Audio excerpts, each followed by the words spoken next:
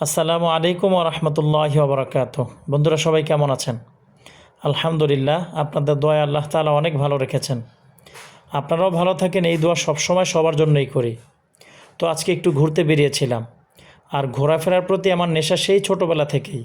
ভেবেছিলাম বয়স বাড়ার সাথে সাথে হয়তো নেশাটা একটু কমতে পারে, কিন্তু হয়েছে তার উল্টোটা। কেমন যেন বয়স বাড়ার সাথে সাথে সেই নেশাটা আরও তীব্র থেকে তীব্রতর হচ্ছে। আর আমাদের বাসার অবস্থানটা হচ্ছে নারায়ণগঞ্জের ফতুল্লা এরিয়ায়। তো আজকে আমাদের গন্তব্য ছিল নদীর ওই পারে, অর্থাৎ বুড়িগঙ্গা পেরিয়ে আমরা ঠিক ওই পারটাতে যাব।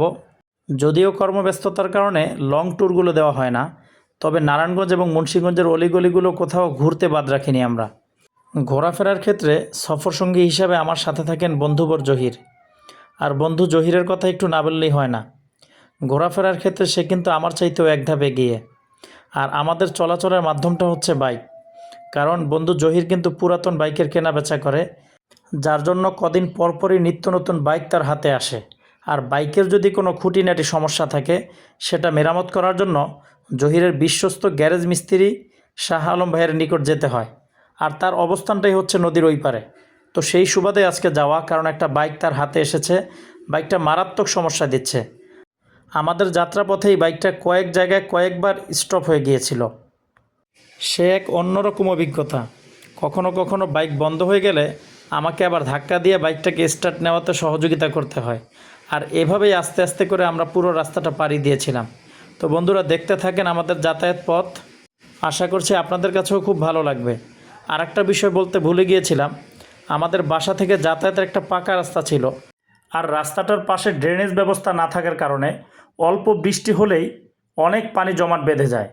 পানিগুলো নিষ্কাশনের ব্যবস্থা না থাকার কারণে বড় বড় গাড়িগুলো যখন যাতায়াত করে, তখন খানাখন্দকের সৃষ্টি হয়। আর সেই খানাখন্দকে পড়েই ছোট ছোট গাড়িগুলো অ্যাক্সিডেন্টের শিকার হয়। তাই খানাখন্দকে যেন না পড়তে হয় এবং ময়লা পানি এড়ানোর জন্যই আমরা পাকা রাস্তাটা পরিহার করে ইট ভাটার মধ্য দিয়ে যে কাঁচা রাস্তাটা চলে এসেছে, সেই কাঁচা রাস্তা ধরে আমরা মোটামুটি একেবারে নদীর দ্বার প্রান্তে চলে এসেছি। তো অনেকটা পাকা রোড আমরা পেয়ে গেছি। আর এখানে দেখতে পাচ্ছেন কি পরিমাণে পানি জমা। এখানে খুব অল্প পরিমাণেই, এর চেয়ে আরও পেছনে ভয়াবহ অবস্থা, যেটুকু আপনাদেরকে দেখাতে পারলাম না। তো বন্ধুরা, দেখতে দেখতে কিন্তু আমরা অনেকটা একেবারে কাছাকাছি চলে এসেছি। তো আজকের ভিডিওটা কেমন লাগলো অবশ্যই কমেন্টের মাধ্যমে জানাবেন। সামনে আরও সুন্দর এবং নিত্য নতুন ভিডিও নিয়ে আসার চেষ্টা করব। সেই পর্যন্ত সকলে সুস্থ থাকবেন, ভালো থাকবেন এবং আমার জন্য দোয়া করবেন। আপনাদের জন্য দোয়া রইল। সকলেই ভালো থাকবেন, সুস্থ থাকবেন। আজকের মতো বিদায় নেব। আল্লাহ হাফেজ।